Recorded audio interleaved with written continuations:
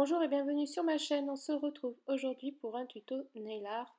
Je vais réaliser une French, ça fait un bon moment que j'en avais pas fait, avec un blanc et un gris plutôt noir pailleté sur ses ongles.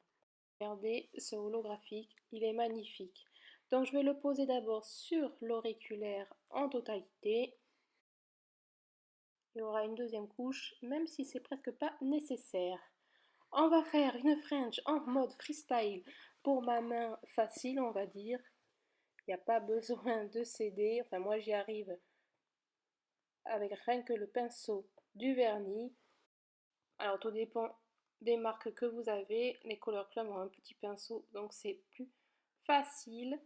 Et ça dépend aussi des textures du vernis. Bon, par contre, il y a toujours des débordements. Hein. Et à l'aide d'un tout petit pinceau, je vais étirer la French pour faire une French dramatique, comme le nomme tarte aux fraises. Après, c'est pas obligé de le faire. Hein. Je vais faire la même chose de l'autre côté. Et pour le blanc, idem. Alors ce blanc-là, il était un petit peu vieux. C'est French type de Color Club. Du coup, un peu plus pâteux. J'ai eu un peu plus de mal à l'appliquer. Du coup, pour la prochaine main, je vais changer de blanc. Et pareil avec le pinceau, je modifie. Et j'étire. Je fais un sourire en fait sur la French. Et pareil, l'autre côté.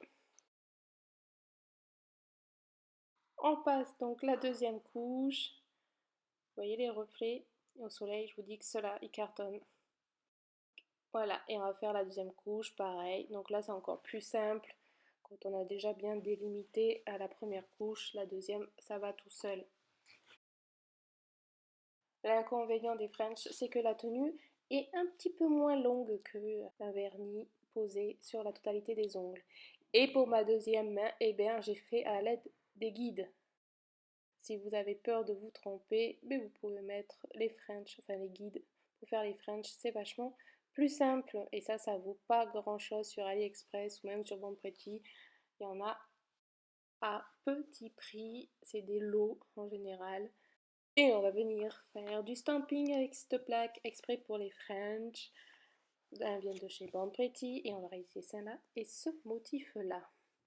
Je vais enlever les tiges. Alors des fois, vous pouvez avoir des petits ratages, donc après vous prenez votre petit pinceau et on modifie. Donc on va faire le premier motif et celui-là ici. En noir, on y va pour la fleur qui va aller donc sur le pouce si vous avez bien suivi. Le petit tampon, impeccable. Et on va le positionner à la limite de la French. Et vous voyez, je ne mets pas sur tout l'ongle. C'est exprès. Voilà.